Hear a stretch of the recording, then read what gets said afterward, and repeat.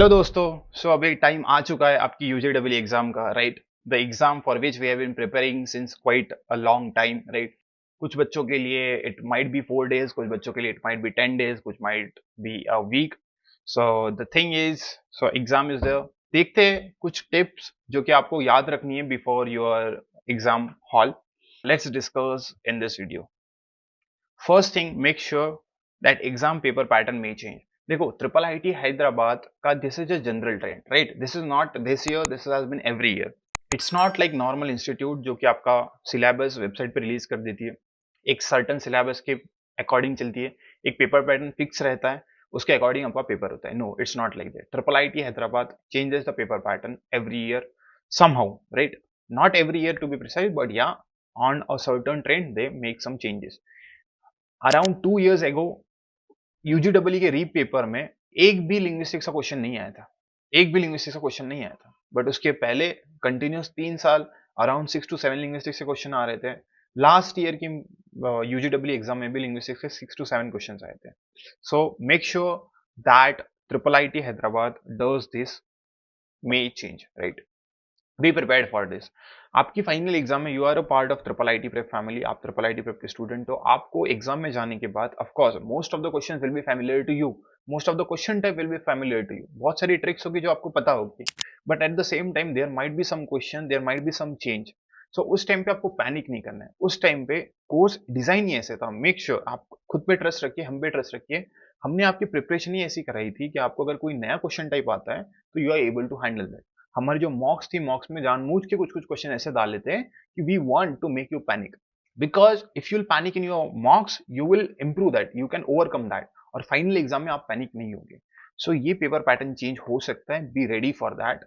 Linguistics के might भी कम question है या ज्यादा क्वेश्चन है, डजेंट मैटर्स। आपकी प्रिपरेशन आपने करी है, you were sincere, you have put in the efforts, you will get a good result out of it. Just keep a faith in you. And जब आप एग्जाम में जाओगे, if you see some random question, some different question, I'm not saying try to attempt it or try to ignore it completely. Just see, just look at it. If you feel confidence, give it a try, or else just keep it. I'm not saying ignore that question. जब mark it for review, and जब exam के सारे questions हो जाएंगे, then try to attempt that questions. Second thing is new type of question can be there, 5 option. हाँ, UGW में आपके question में आपके 5 ऑप्शन भी आ सकते हैं। There we have seen around 2-3 years जिसमें 5 ऑप्शन उन्होंने एक क्वेश्चन में दिए। So be ready for that. So this are the thing जो कि ट्रिपल आईटी प्रेप को ऑलरेडी पता है, राइट? जो ट्रेंड है, जो बहुत सारी चीजें पता है, we are making sure that वो सारी चीजें आपको भी पता हो। बहुत सारे बच्चे हैं जो those are not connected to triple IT prep, they don't even know all this things, right? बहुत सारी जो मतलब फैकल्टीज भी है, उन्हें भी नहीं पता होता है। So you have an additional extra edge at this point कि ये सारी चीजें आपको पता है। सो आपको एग्जाम अटेम्प्ट करते time you will have to make sure that you are going in this approach. अगर कोई रैंडम या फिर अनसर्टन क्वेश्चन आता है, so you don't need to panic. And या 5 ऑप्शंस आ सकते हैं। निगेटिव मार्किंग तो फिक्स है, निगेटिव मार्किंग उन्होंने वेबसाइट पे मेंशन कर दी गई है, तो निगेटिव मार्किंग के रिगार्डिंग आपको कोई टेंशन नहीं होगी। Read instruction carefully. अब इसमें देखो, लिंग्विस्टिक्स की स्पेशली आपको इंस्ट्रक्शन पढ़नी है, बिकॉज लिंग्विस्टिक्स में मोस्टली आपको क्वेश्चन मैच द कॉलम वाला, जो मेजर पेयर वाला क्वेश्चन होता है, उसके थोड़े कम चांसेस है। आपको सब्जेक्टिव क्वेश्चन वाला ही आएगा जिसमें आपको टेक्स्ट में आपको कीवर्ड के थ्रू आपका आंसर टाइप करना पड़ेगा, राइट? सो इसमें आप इंस्ट्रक्शन जो है वो प्लीज कंप्लीटली रीड करना। उसमें क्या लिखा है, उन्होंने अपर केस में आंसर देना है, लोअर केस में आंसर देना है। आपको जो अपर केस लोअर केस होता है ये फॉलो करना है क्या, जो आपके ट्रांसलेशन में दिया है उसको ट्रेंड को आपको फॉलो करना है, या ये सारी इंस्ट्रक्शंस आपको ऊपर दी गई होगी, राइट? सो मेक श्योर वो आपको सेम इंस्ट्रक्शन आपके लिंग्विस्टिक्स क्वेश्चन में फॉलो करनी है। अपार्ट फ्रॉम दैट, लिंग्विस्टिक्स का आंसर आप जब भी लिखोगे, आपको मेक श्योर करना है स्पेस जो होगी आपकी 2 वर्ड्स के बीच में एक ही होनी चाहिए, स्टार्ट और एंड में स्पेस नहीं होनी चाहिए। और फुल स्टॉप अगर ऊपर के जो ट्रांसलेशन है उसमें फुल स्टॉप है, कॉमा है, तो ही आपको देना है, एल्स आपको वो नहीं देना है।